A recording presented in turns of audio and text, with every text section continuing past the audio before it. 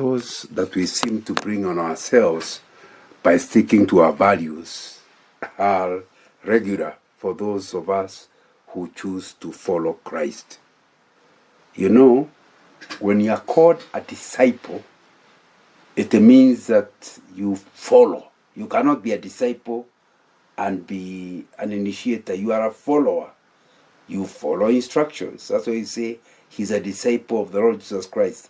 That means when the Lord Jesus Christ tells you to jump, you don't question it. You ask him, how high? And I think that's the example we have in Mordecai.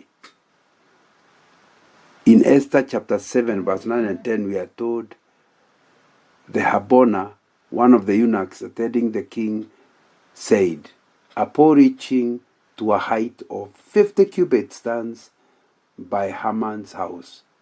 He had it set up for Mordecai, who spoke up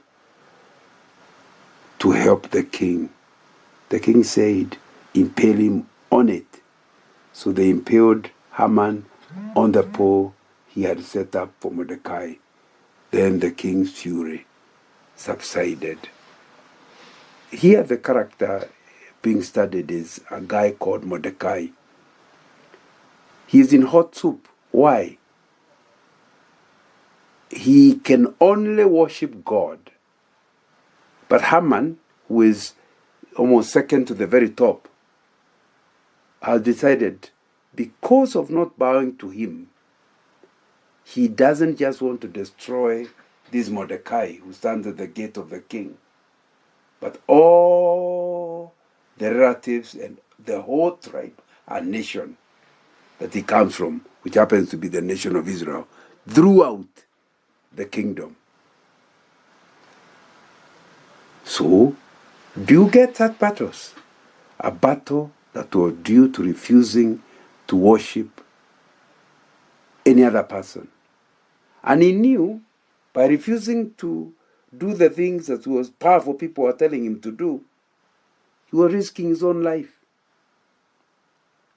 But Mordecai was not about to dishonor God. How many times have you got into those situations where you know if you do not do what the boss wants, it will be you're in trouble with the boss. But if you do what the boss wants, you'll be in trouble with God. Who do you opt not to dishonor? Your boss? You are member of parliament? You are governor? You are president? Who do you hope to not to dishonor? Is it them or God? Mordecai stuck with God.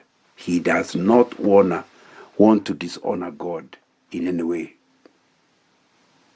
But you see, what Mordecai knew, and we also need to know, is that he keeps repeating in scriptures, your battle is God's battle. Just like you know you are not your own. You are God's slave. So whoever attacks you is actually attacking God. Elsewhere he says, we are like the apple of God's eye. That means you can't touch the apple without the owner of the eye getting to know. So if you are the apple of God's eye, it means that however senior, however powerful the person is, the battle belongs to the Lord.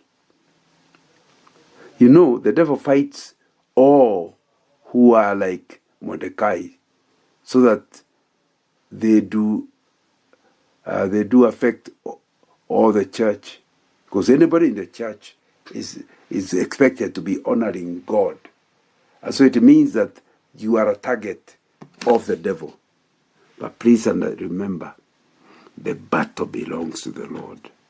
The worst you can ever do is in the choice between dishonoring a powerful person and dishonoring God. You opt to dishonor God than the powerful person, forgetting that the powerful person does not have absolute authority. He has only got delegated authority, just like Haman discovered in the story of Haman and Mordecai. May we learn that God is the ultimate authority, and so never fail to honor him because of fear of man.